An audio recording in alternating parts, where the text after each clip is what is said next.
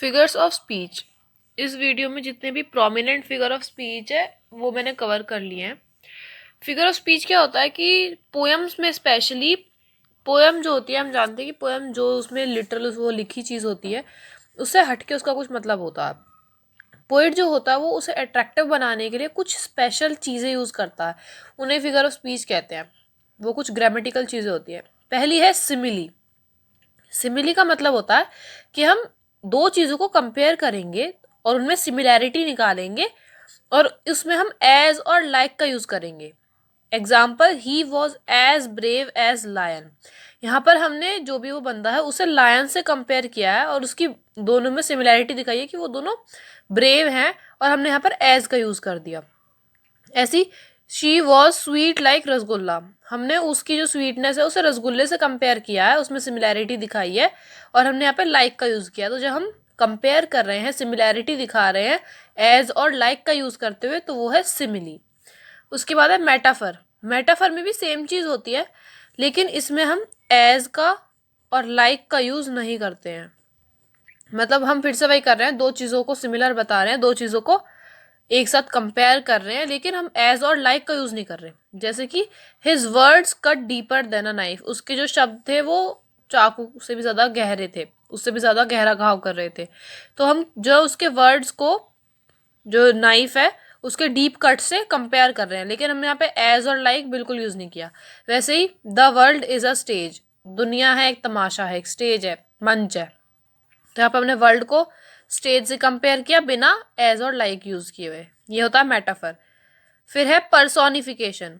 Person, personification में हम एक नॉन लिविंग थिंग को एक लिविंग थिंग से कंपेयर करते हैं। मतलब हम ऐसा दिखाते हैं, हम नॉन लिविंग थिंग के बारे में बात कर रहे होते हैं और हम उसके लिए वो चीज़ें यूज़ करते हैं, वो वर्ड्स यूज़ करते हैं जो हम अक्सर लिविंग के लिए यूज़ करते हैं। जैसे कि the trees were dancing in the wind. Dance जो है वो कौन यूज़ करता है? लिविंग थिंग्स यानी इंसान यूज़ करता है। और ट्रीज जो है वो क्या है, स्थिर खड़े रहते हैं। पर हवा चल रही है, हमारे कहने का मतलब ये है कि the trees were dancing in the wind, कि हवा इतनी जोर से चल रही है कि पेड़ जो हिल रहे हैं, लेकिन हमने यहाँ पे डांसिंग लगा दिया। तो यहाँ पर क्या है, जो चीज़ एक पर्सन के लिए यूज़ की जाती है वो हमने यहाँ पे एक ट्री के लिए यूज़ कर दी। As the car complained as the key was रफली टर्न्ड इन इट्स इग्निशन। इसका मतलब ये है कि जैसे मैंने कार में जो है इंजन में चलाने के लिए की लगाई, तो कार जो है वो कंप्लेन करी। इसका मतलब ये कि कार चल नहीं रही है अच्छे से, ये है इसका मतलब। क्योंकि कंप्लेन करना तो इंसान का काम होता है, तो यहाँ पर जो इंसान का काम है उसे हमने कार के साथ जोड़ दिया कि कार जो कंप्लेन कर रही है। जबकि असल में बात यह है कि जो इंजन है, इग्निशन है, वो हो नहीं रहा है, अच्छे से हो नहीं रहा है। तो ये एक तरीका है ये एक्सप्रेस करने का कि कार जो है वो उसको अब मेंटेनेंस की ज़रूरत है। तो यहाँ पर पर्सोनिफिकेशन में ये होता है कि एक नॉन लिविंग थिंग जो है या फिर जो भी कोई चीज़ है उसे हम एक लिविंग या फिर पर्सन के लिए जो चीज़ें यूज़ होती है, डांसिंग, सिंगिंग, कंप्लेनिंग, ये सारी चीज़ें जो है हम ये वाले वर्ड्स जो है उस सेंटेंस में यूज़ कर रहे हैं। उसके बाद है एलिट्रेशन। एलिट्रेशन का मतलब होता है कि जब हमने एक ही जो साउंड आ रही है, जैसे इसमें डोंट ड्रिंक एंड ड्राइव, जो सेम साउंड है वो आ रही है कई बार, सेम साउंड। जैसे he saw a spider and a snake, तो तीनों में स साउंड आ रही है ना, तो ये है एलिट्रेशन, जब सेम साउंड जो है वो आ रही होती है। रिपीटेशन, रिपीटेशन में क्या होता है कि सेम वर्ड ही कई बार आ रहा होता है, सेम वर्ड जो है वो रिपीट हो रहा होता है। जैसे कि all she did was smile and smile and smile, यहाँ पे स्माइल जो वर्ड है वो यूज़ कर लिया। Break o break open till they break the town, तो यहाँ पर ब्रेक जो है वो 3 बार यूज़ कर लिया, ये है रिपीटेशन। इसके बाद है पन। पन को थोड़ा ध्यान से समझना। पन में क्या होता है, या फिर पैनारोमा बोलते हैं इसे, इसमें क्या होता है कि हम शब्दों में खेल जाते हैं। मतलब जो सेम सेम साउंड करने वाले शब्द, जरा ध्यान से समझना, कोई दो शब्द है जो सेम सेम साउंड करते हैं, फिर उनकी स्पेलिंग सेम है, बस मतलब वर्ड सेम है, वर्ड एक है, उसके दो मीनिंग है। तो हम क्या करते हैं, ऐसे सेंटेंस बनाते हैं कि हम बिल्कुल मतलब खेल जाते हैं शब्दों में। एग्जाम्पल से समझ में आएगा। देखो, people should stop moving there arms, इसमें आर्म्स जो है वो हाथ भी होते हैं, और आर्म्स जो होती हैं वो इम्यूनाइजेशन मतलब कि यानी कि हथियार भी होते हैं। तो यहाँ पे हमने कहा कि लोगों को अपने हाथ चलाने बंद करने चाहिए, तो यहाँ पे हाथ भी यूज कर लिया, और हाथ से क्या, उन्हें हाथ चलाने बंद करने चाहिए, मतलब यहाँ पे लड़ाई वड़ाई करना भी बंद। तो हमने एक तीर से दो निशाने वाली बात कर दी। तो ये होता है कि हम एक शब्द को ऐसे यूज करते हैं कि जो मीनिंग होता है वो कुछ हटके जाता है। जैसे कि ये, her cat is near the computer to keep an eye on the mouse. हमने यहाँ पे क्या बोला कि जो कैट थी वो कंप्यूटर के पास थी, और ताकि वो माउस पे नजर रख सके। माउस जो है ये कंप्यूटर वाला माउस भी हो सकता है, और माउस जो है ये चूहे वाला माउस भी हो सकता है। तो ये है कि बिल्ली जो थी वो माउस के ऊपर नजर रखने के लिए थी। तो यहाँ पे हम माउस वर्ड के साथ खेल गए, हमने उसको दो कंटेक्स्ट होते हैं, दोनों में एक साथ अप्लाई कर दिया। ये होता है पन। इसके बाद है ओनोमेटोपिया। ओनोमेटोपिया में सिंपल होता है कि हम साउंड का यूज कर रहे हैं। साउंड मतलब जैसे डिफरेंट डिफरेंट साउंड होती है, म्याउड, बार्ग्ड, हॉर्न्ड। जो साउंड के लिए स्पेसिफिक वर्ड्स होते हैं वो हम यूज करें, जैसे द ट्रक हॉर्न्ड, हॉर्न्ड। तो ये है onomatopoeia. Dog barked all the night, ये होता है ओनोमेटोपिया। इसके बाद है एसोनेंस। एसोनेंस क्या होता है, हमारे जो वॉवल्स होते हैं ए, ई, आई, ओ और यू, इनमें से कोई सी भी साउंड रिपीट हो रही है, शब्द नहीं साउंड रिपीट हो रही है। जैसे ये, the light of the fire is the sight. Light यानी आई, लाई I, of the fire I, sight I. तो सब में आई साउंड आ रही है, सेम वॉवल साउंड आ रही है, तो वो है एसोनेंस का एग्जांपल। जैसे go slow over to road, go slow over road, सब में ओ आ रहा है, तो ये जो वॉवल साउंड है ये रिपीट हो रही है, तो ये है एक एसोनेंस का एग्जांपल। इसके बाद है ऑक्सीमोरॉन। ऑक्सीमोरॉन का मतलब होता है एक स्पेशल सी चीज है। ऑक्सीमोरॉन में हम क्या करते हैं, दो वर्ड है उनको कंबाइन कर दिया, और ये जो दोनों वर्ड है इनका मतलब उल्टा उल्टा सा जा रहा है, एक दूसरे से अलग अलग जा रहा है, पर ये साथ में एक वर्ड बना के यूज किया है, ये होता है ऑक्सीमोरॉन। जैसे एग्जाम्पल के लिए, there was a small crowd in the hall. Hall में एक छोटा सा क्राउड था। क्राउड क्या होता है, भीड़ भड़का लोगों का गुच्छा, और स्मॉल होता है छोटा सा, तो छोटा सा लोगों का गुच्छा। देख रहे हो, तो दो एक कॉन्ट्रास्ट में जा रहे हैं, अलग अलग जा रहे हैं। ये होता है ऑक्सीमोरॉन का example. Suddenly the room filled with deafening silence. तो ये जो है इसमें बहुत ही बढ़िया तरीके से इन्होंने यूज कर दिया इस चीज को, डेफनिंग साइलेंस। डेफनिंग मतलब जो सुनाई नहीं था, वो डेफनिंग मतलब यहाँ पे बहरा करने वाला, कि इतनी जोर से हो जो बहरा कर दे एकदम। और साइलेंस होता है एकदम शांति, finger on your lips type.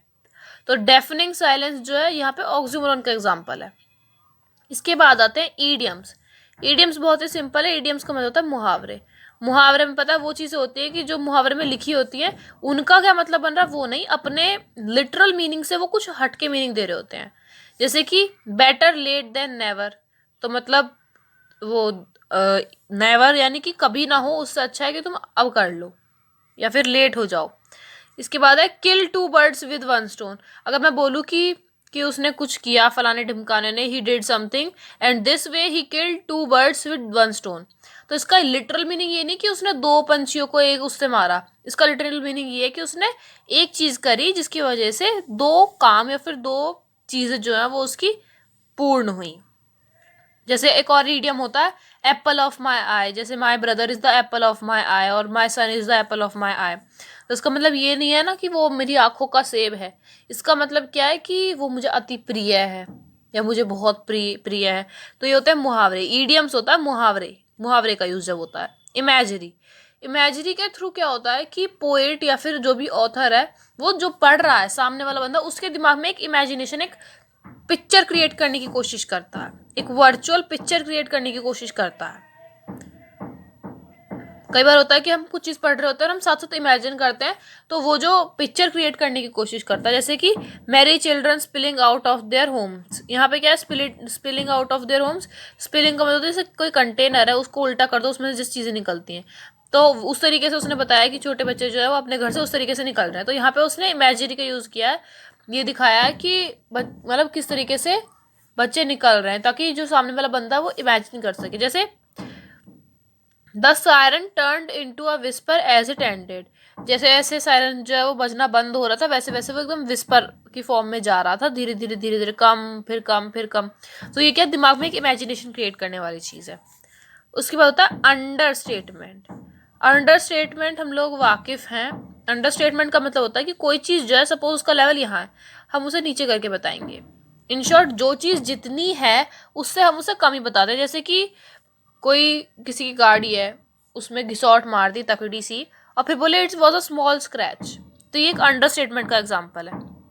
जैसे कोई काफ़ी मोटा आदमी है, काफ़ी मोटा आदमी है कोई, लेकिन हम उसे बोले he is not too thin, मतलब वो ज़्यादा पतला नहीं है। मतलब हम साफ साफ भी तो कह सकते हैं कि वो मोटा नहीं है, लेकिन हम मोटा ना कह के ये बोल रहे हैं कि वो ज़्यादा पतला नहीं है। और इसका एक और एग्जांपल है, जब हमें कभी चोट लग जाती है तो हमारी माँ हमसे पूछती है ज़्यादा लग गई, तो हम कहते हैं नहीं छोटी सी बात है, छोटा सा खरोच आया है। तो ये होती है अंडर स्टेटमेंट। इसके बाद होता है हाइपरबोले। अंडर स्टेटमेंट का जस्ट उल्टा होता है ये, और इसको ओवर स्टेटमेंट भी बोलते हैं। इसका मतलब अगर किसी चीज़ का लेवल ये है तो हम ये करके बताएंगे। जैसे I slept like a rock last night, तो रॉक का मतलब क्या है कि एकदम शांति से कोने में पड़े रहे, उस चीज को इसने एकदम बड़ा चढ़ा के बोला। I am droning in paper work, droning होता है डूबना, पेपर वर्क में मैं डूबा जा रहा हूँ, डूब गया बिल्कुल। तो इसका मतलब ये क्या है कि उसके पास काफी सारा काम था, लेकिन उसे एकदम बड़ा चढ़ा के बोला, एग्जगरेट करके बोलना होता है हाइपर बोले। उसके बाद है ट्रांसफर्ड एफिटेट। ट्रांसफर्ड एफिटेट में क्या होता है, कोई चीज है उसे डिस्क्राइब करते हुए एक और चीज लिख देते हैं, मतलब एक एडजेक्टिव वाली फॉर्म में यूज कर देते हैं, किसी चीज की स्पेशलिटी बता देते हैं, एडजेक्टिव फॉर्म में कर देते हैं, स्पेशलिटी बता देते हैं। एग्जाम्पल से ज़्यादा क्लियर होगा। It was a wonderful day, यहाँ पर क्या वो जो डे था उसमें क्या चीज़ स्पेशलिटी थी, या क्या चीज़ उस चीज़ का स्पेशल बनाने वाला फीचर था, वो था कि it was a wonderful day. यहाँ पर जो वंडरफुल है ना, इसने इस चीज़ को ट्रांसफर्ड एफिटेट बना दिया। मतलब कि वंडरफुल क्या है, एडजेक्टिव है ना, तो किसी चीज की जो वो है विशेषता वगैरह है, फिर उसके बारे में कुछ एक स्पेसिफिक चीज बता देना, वो होता है ट्रांसफर्ड एफिडेविट। जैसे फिशरमैन इन द कोल्ड सी, सी कैसा है, कोल्ड, सी के बारे में बता दिया, तो ये उसके एक स्पेशल फीचर बता दिया, एक एडजेक्टिव बता दिया, इसे बोलते हैं ट्रांसफर्ड एफिडेविट। इसके बाद है कॉन्ट्रास्ट।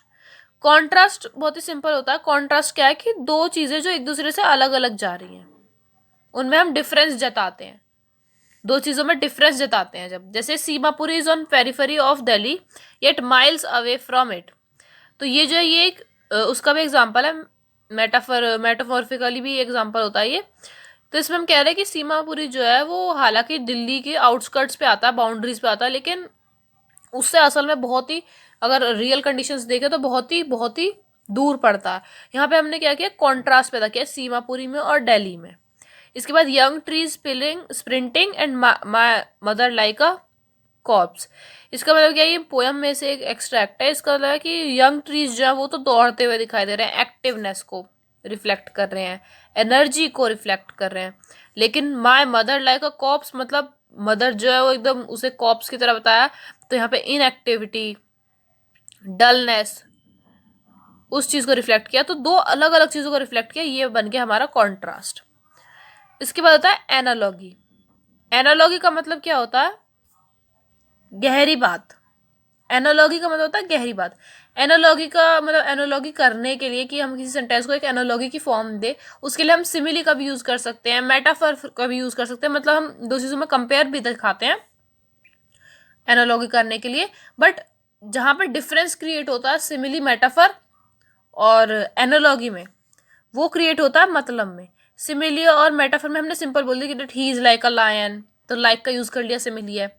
या फिर he was a star in the hall, तो वो हमने उसे स्टार से कंपेयर कर लिया, जैसे वो चमक गया, बिल्कुल छा गया, तो ये मेटाफर का एग्जाम्पल है। और हम इन चीज़ों का यूज जो है एनोलॉजी बनाने में कर सकते हैं, लेकिन डिफरेंस आता है मतलब में। एनोलॉजी जो है वो गहरी बात करती है। इन शॉर्ट है जैसे कि and felt that old familiar एक, वो पुराना दुख मुझे याद आया, तो यहाँ पे गहराई में जाते हैं, डीप में बात करते हैं। इसके अलावा life is like a box of chocolates, you never know what you are gonna get, तो लाइफ जो है एक चॉकलेट के डिब्बे की तरह, तो मेरे पता तुम्हें कौन सी चॉकलेट मिलेगी। तो यहाँ पे बात क्या है, गहरी कर दी। यहाँ पे लाइक का यूज कर दिया तो ये सिमिली भी है, तो ये सिमिली भी है, बस इसमें डिफरेंस क्या हो जाता है कि गहरी सी बात कर देते हैं एनालॉगी में, तो वो एनालॉगी हो जाती है। इसके बाद है साइनेक्डोक। साइनेक्डोक बहुत ही ज़्यादा सिंपल होता है। साइनेक्डोक में क्या होता है कि जैसे कोई चीज़ है, कोई चीज़ है जिसको हम ऐसे से डिस्क्राइब कर सकते हैं, मतलब उसकी डिस्क्रिप्शन दे तो वो इतनी बड़ी चीज़ है, बोलने में शब्दों में 3-4 शब्दों में डिफाइन होती है वो चीज़, लेकिन हम उसके लिए कोई एक सिंगल वर्ड या 1-2 फेज में वर्ड यूज़ करते हैं। एग्जाम्पल के लिए जैसे कि क्रिकेट टीम है, तो अब हमने बोल दिया कि मैच में इंडिया हार गई। असल में हमारा मतलब क्या है कि मैच में इंडिया की जो क्रिकेट टीम थी वो हार गई। तो इंडिया की क्रिकेट टीम ये यूज़ ना करने की बजाय हमने सिर्फ एक वर्ड बोल दिया, इंडिया की टीम हार गई या फिर इंडिया हार गई। तो इंडिया की टीम जो थी क्रिकेट टीम, उसको हमने एक शब्द में वो किया, वो था साइनिक डॉग का एग्जाम्पल। जैसे दे केम ऑन देयर व्हील्स, हमने पूछा तुम भाई वो कैसे आए थे, उन्होंने बोलते they came on their wheels. Wheels का मतलब यहाँ पे क्या है, कार, उनकी 4 व्हीलर कार जो भी चीज़ थी उस पर वो आए थे। तो यहाँ पे हमने कार की जगह व्हील्स यूज़ किए। ये तो है साइनिक डॉग का एग्जाम्पल। जैसे 5 brains are enough to deal with this problem, कोई पर्टिकुलर प्रॉब्लम खड़ी हो गई है और हमने बोला कि 5 ब्रेन्स जो वो काफ़ी रहेंगे। यहाँ पे हमारा मतलब क्या है, 5 ब्रेन्स मतलब 5 लोग जिनके पास बुद्धि हो, वो लोग इस प्रॉब्लम को सॉल्व कर सकते हैं। अब वो जो 5 लोग जिनके पास बुद्धि हो, इतना बड़ा ना लिख के हमने इतना सा लिख दिया 5 ब्रेन्स। तो ये होता है साइनिक डॉग का एग्जाम्पल। इसके बाद है एपोस्ट्रॉफ। एपोस्ट्रॉफ होता है जब हम कोई भी इमेजिनरी चीज़ है उसको रेफर कर रहे हैं, या कोई इमेजिनरी पर्सन है, इमेजिनरी थिंग या फिर पर्सन है जो एग्जिस्ट नहीं करती है, असल में उसकी कोई पर्टिकुलर फॉर्म नहीं है, इसमें एग्जिस्ट करती है, बट हम उसको रेफर करते हुए कुछ बोल रहे हैं। जैसे कि well hello jet plane, jet plane जो कहाँ है, हमारे आसपास नहीं है, हम कोई स्टोरी जो है अपने हम सोच रहे हैं और हम उसी चीज़ को एक्सप्रेस कर रहे हैं। बेटर एग्जाम्पल है ये वाला, then come sweet death and rid me of this grief. कोई बंदा बहुत ही दुख में था और उसकी डेथ हो जाती है, तो उसने बोला कि स्वीट डेथ आई, डेथ आई। तो यहाँ पे डेथ क्या है, कोई पर्टिकुलर उसकी फॉर्म तो है नहीं, इमेजिनरी भी नहीं है, पर हाँ पर्टिकुलर फॉर्म नहीं है उस चीज़ की। तो ये एक भाव है, इसको हमने ऐसे ट्रीट किया, इससे मतलब जैसे हम बातें कर रहे हों। तो ये एक एपोस्ट्रोफ का एग्जाम्पल है और यही है। इसके बाद है सिम्बोलिज्म। सिम्बोलिज्म का मतलब होता है कि कोई चीज़, कोई पर्टिकुलर चीज़ है ना, कोई पर्टिकुलर एक्ट है, कोई पर्टिकुलर थिंग है जो किसी दूसरी चीज़ को व्यक्त करती है, वो होता है सिम्बोलिज्म। जैसे squirrels game symbolises the fun and freedom outdoors.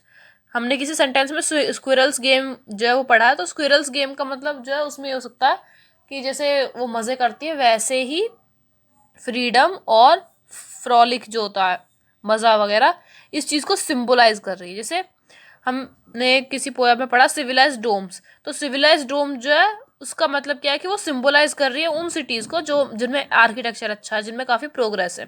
तो सिम्बोलिज्म में क्या होता है कि हम कुछ पर्टिकुलर सिम्बल्स होते हैं जो किसी चीज़ को व्यक्त कर रहे हैं, किसी चीज़ की ओर इशारा कर रहे हैं, वो होता है सिम्बोलिज्म। इसके बाद है रिफ्रेन। रिफ्रेन बहुत ही सिंपल सा है। रिफ्रेन में क्या होता है कि एक पर्टिकुलर लाइन जो है वो बार बार रिपीट होती है, जैसे एंड हर रियली और ट्रूलियो लिटिल पेट ड्रैगन। ये जो है ये custard the dragon chapter poem है क्लास 10th की, उसका है ये। और उसमें क्या है कि हर स्टैंजा के बाद स्टैंजा उसने लिख दिया, फिर बाद में यही लाइन, स्टैंजा लिख दिया, फिर लास्ट में यही लाइन, स्टैंजा लिख दिया, फिर लाइन। तो ये होता है रिफ्रेन। ये कुछ प्रोमिनेंट हमारे वो हैं पोएटिक डिवाइसेस जो हमारे आगे तक पीछे तक सब जगह तक काम आते हैं। Thank you.